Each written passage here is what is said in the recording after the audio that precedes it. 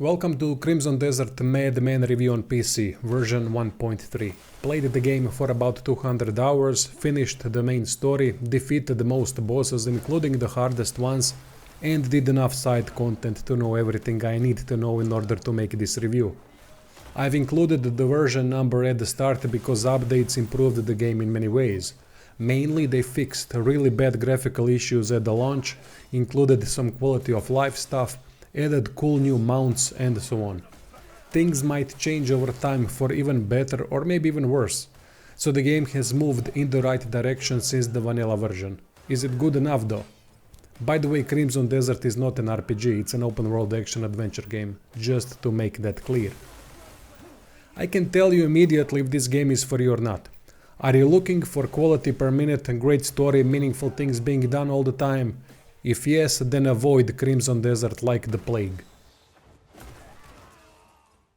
If not, if you're looking to chill in a beautiful world, do tons of low quality time consuming stuff like growing carrots, raising chickens, using pointless mechanics like the hot air balloon, with occasional high quality moments, then the game is for you. Essentially, Crimson Desert is a repurposed MMO, you mixed bastards, and as such comes with tons of low quality stuff, like most MMOs do when playing them like a single player game. When it comes to ways that I do reviews, I have to warn people that are new to the channel. I don't care what you like, what you don't like, what you love or hate. Same as you shouldn't care what I like or don't like, that's irrelevant. I only look at what the game is, so the game itself. No expectations, no bias, no hate, no love, and the least of all being affected by online gaming communities that usually have the ability of constructive criticism at the level of a worm. Let's start by talking about the world. It's beautiful, stunning now that the graphics have been fixed, at least on PC. It consists of different biomes like the desert, cold snowy mountain area, lush south, technologically advanced east. There's so many details, it's incredible, with almost full freedom to explore wherever you want. Vistas in Crimson Desert are some of the best you'll see. Aesthetically, world, next to one other thing that I'll mention later, is the highest quality part of this game.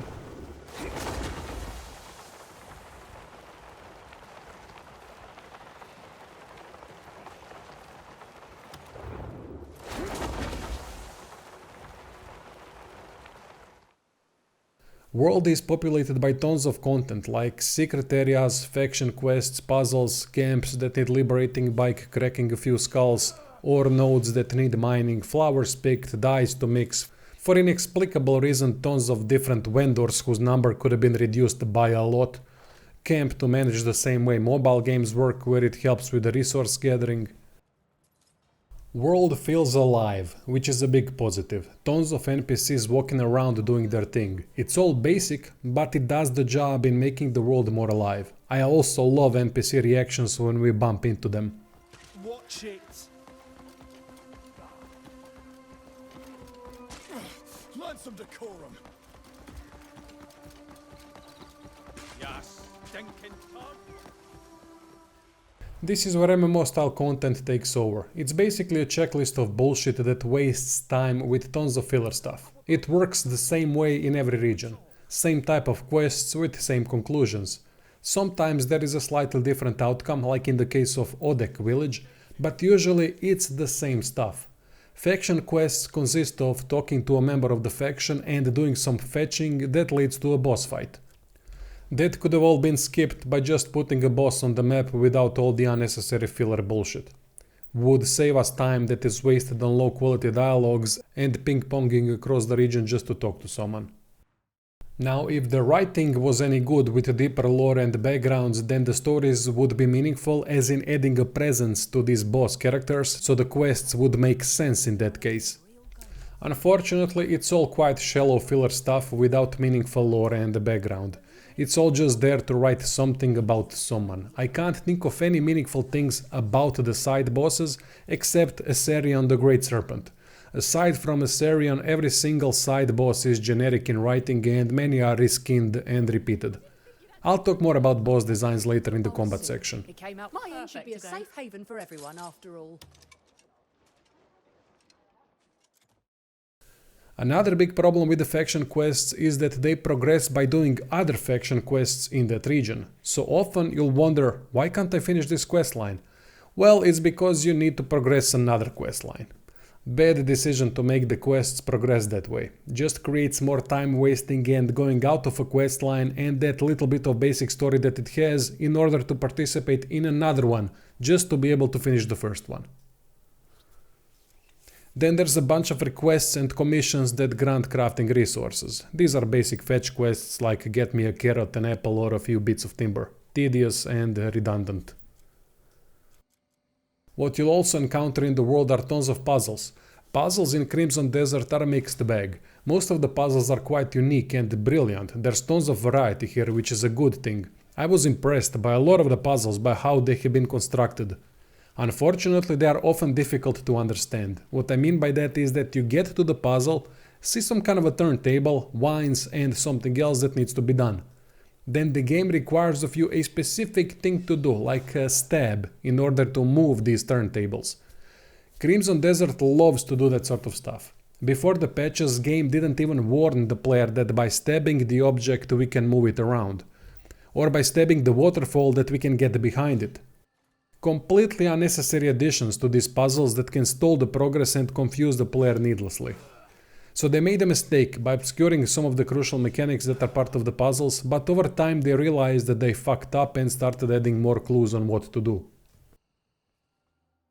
Next to the regular world is the Abyss world, which is in the sky overlooking the normal world. Such a cool concept visually, basically a bunch of small islands in the sky connected by puzzles.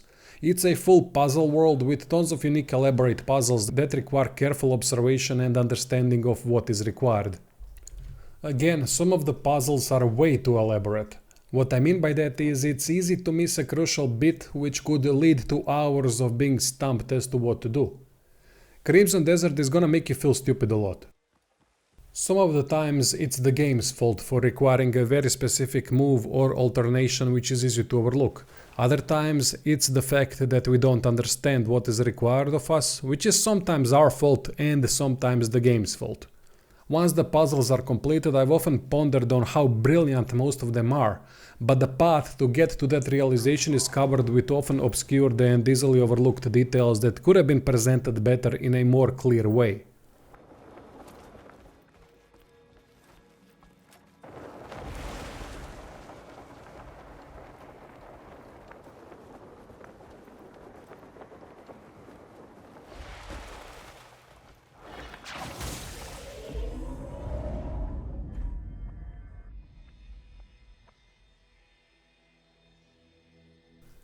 For example, I've completed parts that unlock significant combat additions, which are elemental attacks.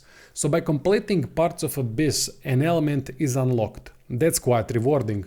However, I didn't even know I'd unlocked it at all after completing the necessary parts. Had to go into the skills section to that specific element to see if it's unlocked. Maybe they've changed that and it's more clear now, I don't know. So in the end, is the exploration rewarding? Again, it's a mixed bag. Bosses drop unique stuff and Abyss parts unlock elements. Puzzles always grant Abyss artifacts that improve the character. Everything else is filler cosmetic stuff dispersed throughout the world in order for such a messy world to have more stuff to find. For example, armor pieces and weapons are mostly cosmetic, except specific armor parts that drop only from bosses.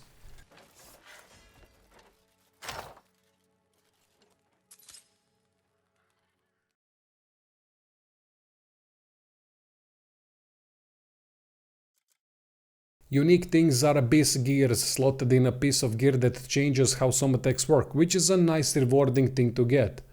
Those gears can be extracted and put into any other armor piece, which makes the majority of drops just cosmetic. That's why I'm saying exploration is a mixed bag. It is definitely rewarding, but about half the time only. It's very disappointing how almost every armor set has every piece dispersed throughout the world separately, instead of being a full set reward from a boss, which would save lots of time. Also, to get to these bosses, as mentioned earlier, you have to do some fetch quests and to participate in filler dialogues. World is too big for what the game offers, even though there's plenty of secrets. Also, most of the cosmetic stuff would have been much better done by simply introducing a transmogrification system. Instead, they decided to make it tedious to find the parts scattered all around the world. There's another problem with late game unlocks, which is limited use due to the world becoming more empty over time, unless you wanted to spend lots of time gardening. Game is definitely missing some endgame content to challenge the player and repopulate the world with encounters.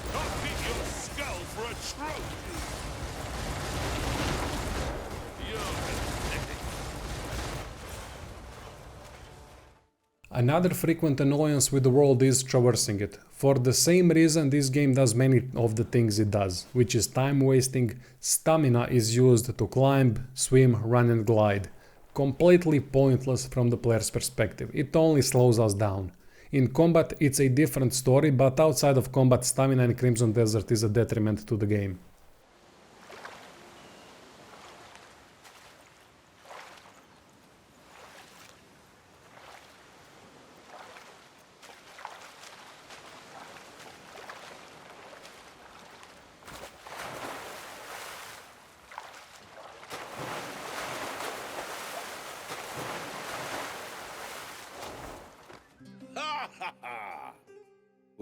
Well, here you are.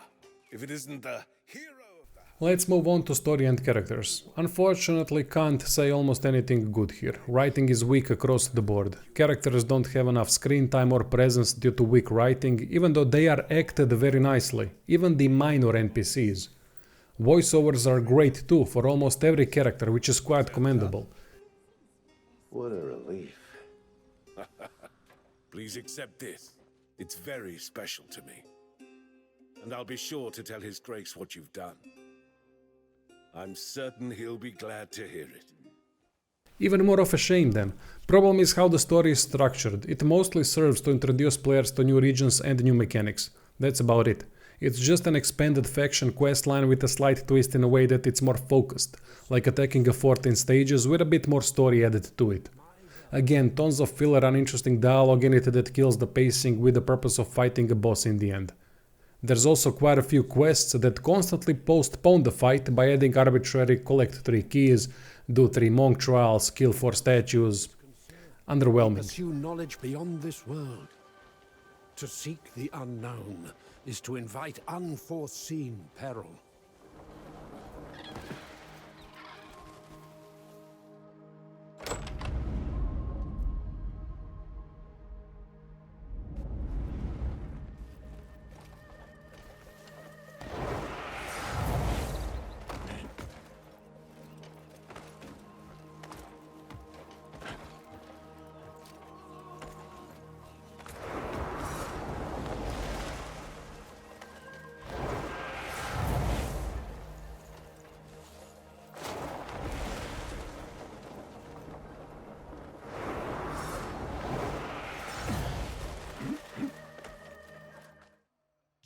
Also, the way the game started, you'd think most Greymanes got killed in the beginning. Instead, 200 hours later I have full camp of them. Makes no sense. Another problem is that Cliff is a weak main character, despite again fantastic voiceover. Can't do much if the writing is bad. His lines are basic, he doesn't add anything in the story bits, and could have easily been replaced with a custom-made character. Kind of you. A benevolent hand has finally reached me. Please, take this. I'm sure you will find a use for it. What is this? Virtue paves the path to wisdom, which shall bring us together once more. When the time comes, the key shall guide you. Is this some kind of riddle? Wait, what did you mean?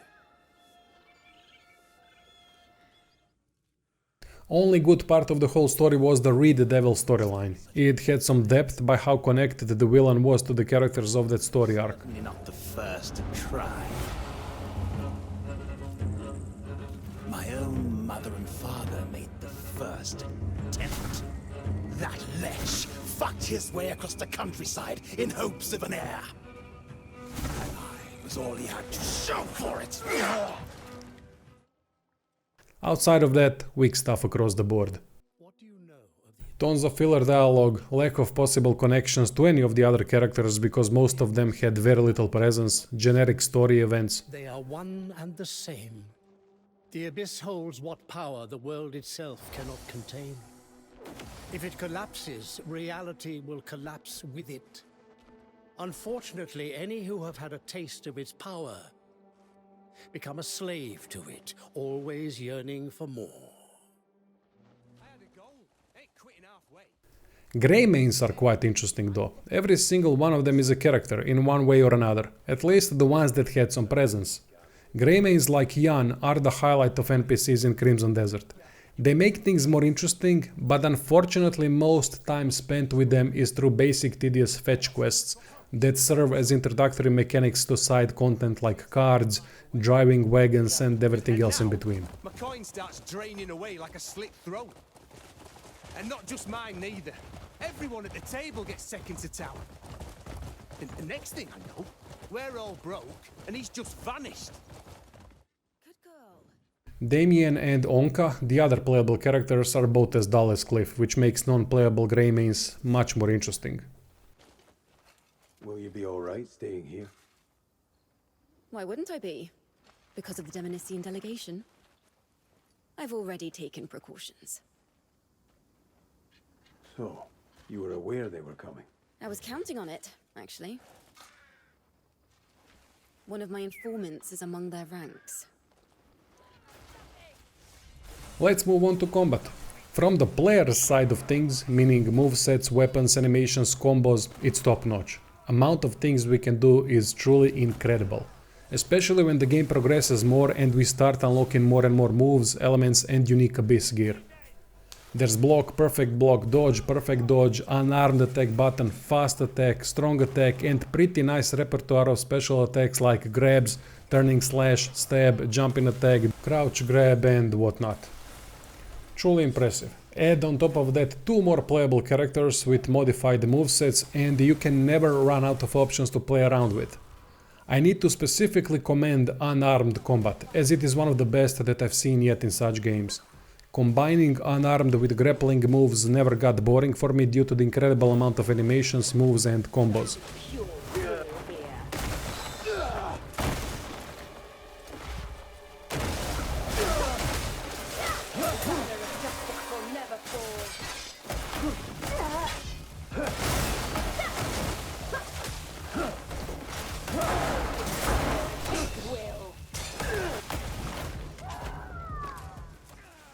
Another thing that I have to commend are breakable objects in combat. It's so good to see developers making everything breakable, so that we can throw enemies into objects and watch it all break, like a good old action movies.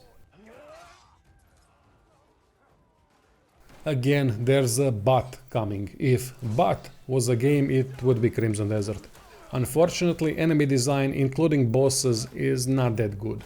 For regular enemies it's alright because they come in groups and that is the challenge they create, even though most of the time it's a non-challenge as long as you follow the story region by region and improve the character along the way. If you stroll into Demonis very early on, you're gonna be dealt with easily. Sometimes these groups can pose a challenge, but it mostly depends on the state of your character and not their skill level, meaning the level of gear and attribute upgrades. AI is not bad at all, as they will often encircle the player trying to find different angles of attack to make it more difficult. Really liked seeing that instead of them just coming one by one in a line. Problem is with bosses and the general item usage in combat. Basically we can out-heal every enemy by grinding enough meals and Palmar pills that resurrect us. So every boss can become a non-challenge through grinding. Tedious grind beats skill. As soon as I saw that it's an option to out-heal and out-resurrect, I assumed bosses are gonna be fucked in design. And they are. Every mistake in the book has been made to make these encounters worse. Most bosses do shit ton of damage, they have massive AoE attacks where half the time I don't even know what hit me and why I'm losing health. Stupid amount of tracking at times with some attacks, mid-air tracking adjustments, camera and blocked vision issues, incredibly small battlefields, bosses have no stamina, There's no poise system, so you can stun lock them frequently with some moves like turning slash and unarmed lunging punch, which makes players' moveset incredibly unbalanced in terms of effectiveness. Arbitrary damage immunity shield pop-up that shields them from every damage. They counter the player mid-combo frequently, and many other things. Most of these things wouldn't be a problem if parameters were different, with added underlying systems and far more boss polish. That means if bosses would do less damage per some of the massive damage strikes, if we couldn't out-heal and out-resurrect them, if there was more back and forth without dying so easily, if there were some underlying systems that would make the bosses have to deal with stamina so that they can't just spam shit all the time, and some poise system so that they can't get stun locked so easily, which would make other moves that the player does more effective instead of just spamming the most stun lock OP ones.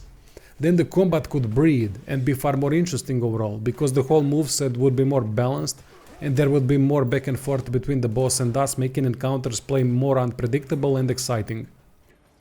Most interesting thing about bosses is that we can still do many different things to them, like throwing projectiles back at them with nature's snare and suplexing them. This is really good, but the way bosses function is mediocre stuff.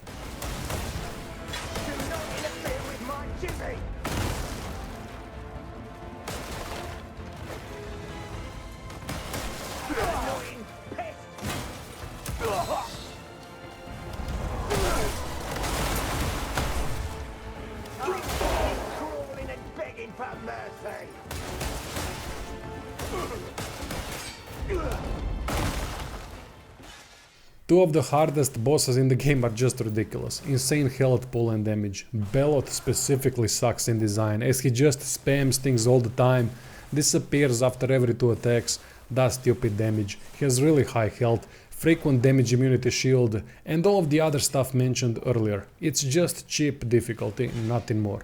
Such a shame, because the boss fights could have been something else entirely if they'd polished the system and removed the dumb things like out-healing a boss. So to summarize, combat is great from the player's side, and from the enemy's side, specifically bosses, it's mediocre.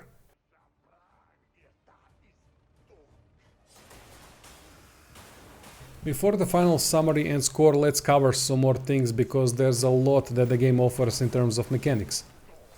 Camp management, basic mobile game system that is there to help with the grind. It helps in acquiring more resources ranging from megs all the way to abyss gear. Problem is that it's based around waiting. In a single player offline game, that is unacceptable. Waiting for something to happen.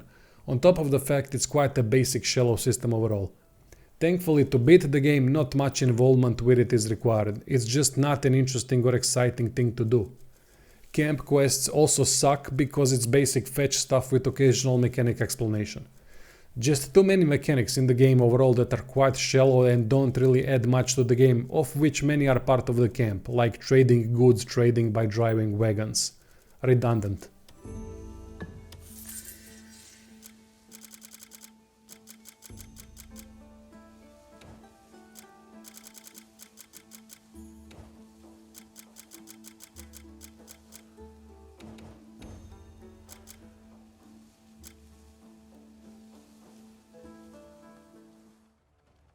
On the other side, meaning a great addition to the game, is cuckoo crafting. This is where the game gets a bit silly, and it's a good thing, because it creates different, much more interesting dynamics that help the player tremendously. Cuckoo crafting allows crafting flamethrowers, insect gathering packs, Watcher's pack that summons 2 small mechanical bastards that are incredibly useful in fights, elemental spears that can change the outcome of fights dramatically, boots that allow fast climbing, mechanical armor that is unfortunately unlocked too late, dragon armor, legendary elemental resistance armor pieces, helm that shoots lasers. It's an awesome addition to the game. Character leveling system is quite good in a way that every upgrade is significant. We unlock new moves and upgrade attributes like unarmed damage, health, stamina, armed damage, spirit. This works well with this type of an action-adventure game because the more things get unlocked, the more interesting combat becomes, on top of the fact there are 3 playable characters. Die system is another mixed bag. Customization is awesome. We can die every little bit. Impressive. However, it's one of the more moronic systems that I've seen yet. Instead of just making every dye available automatically, we have to find them in the world or craft them by catching bugs and collecting flowers. To make matters worse, every region has a dye house that only dyes one specific color. For example, in Hernand, we can only dye with red color in that dye house. If that's not the biggest proof that they purposefully made lots of things in the game as tedious as possible by overcomplicating things to populate the world somehow, I don't know what is.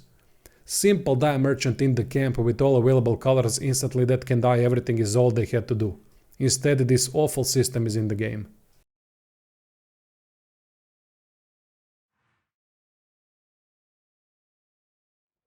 Let's cover some more stuff quickly before getting to the worst part of the game and the score. Looting is tedious, takes ages to loot a few things due to lack of precision when targeting. There's tons of stuff to pick up in manors and large houses, and the only reason why I didn't do it is because it's so damn tedious to go from one item to the other and picking it up. Can take over an hour to loot a mansion, ridiculous. Stealth is mediocre, noise doesn't matter. Shame, as a proper stealth system would go a long way into making this game better. Control scheme sucks, way too many things are activated on the same button presses. Controlling the character has been improved over time, but it's still a pain in the ass when it requires precise movements during puzzles or in fights like the very last phase of the last story boss. Jesus, that pissed me off. Also, double jump still sucks. Quick slots for weapons specifically are strange and don't make much sense. Just give me 2 to 4 slots to switch weapons on the button press and that's it. Why again complicate things with bad designs? Switching things during combat is a problem too because time doesn't stop, just slows down.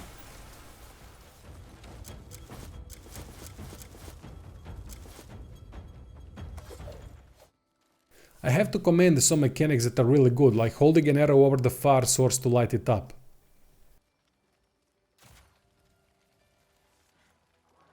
Axiom's ability to solve puzzles is aesthetically awesome. Spirit stuff in general is a great addition, like Nature's Snare to block and throw projectiles back.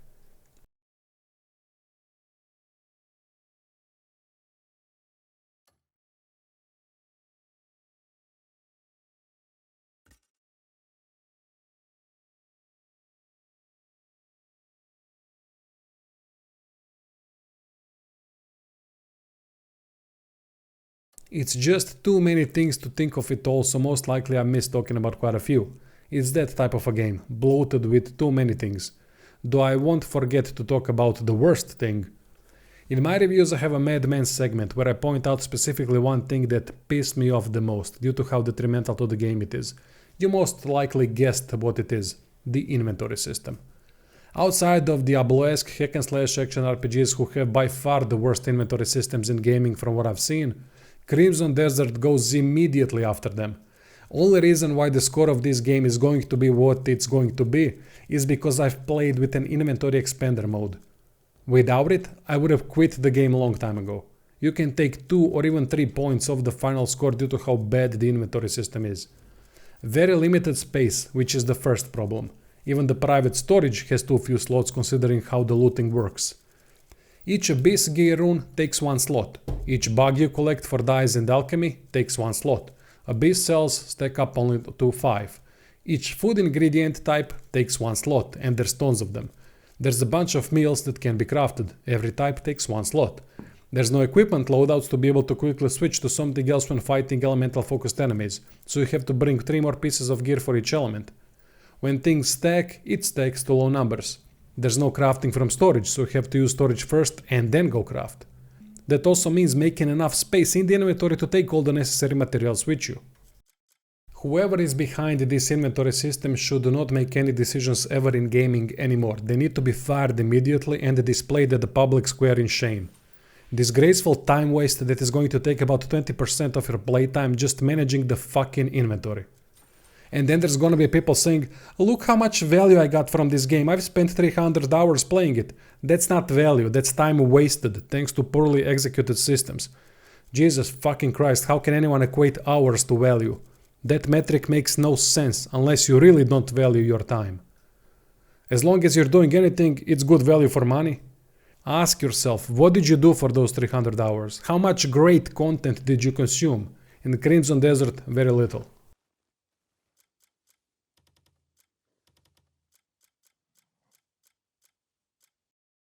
Which takes me to the final verdict. Crimson Desert is not a bad game, nor is it a good one. Most of the game is mediocre tedium with few really great things like combat from the player side of things, beautiful world and cool items, next to quite a few bad and subpar things like inventory, writing in general, control scheme, most bosses being unpolished mediocrities with few good and bad ones, weak camp management and overall mechanic bloat. Final score is 6 out of 10, which translates to a decent game, and that is only because of inventory expander mode on PC. Without it, I wouldn't touch the game.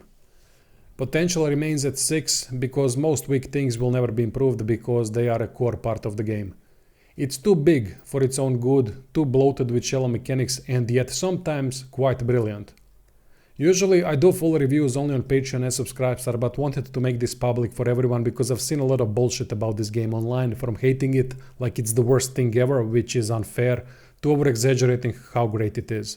As usual, the truth is in the middle. Anyway, that's it.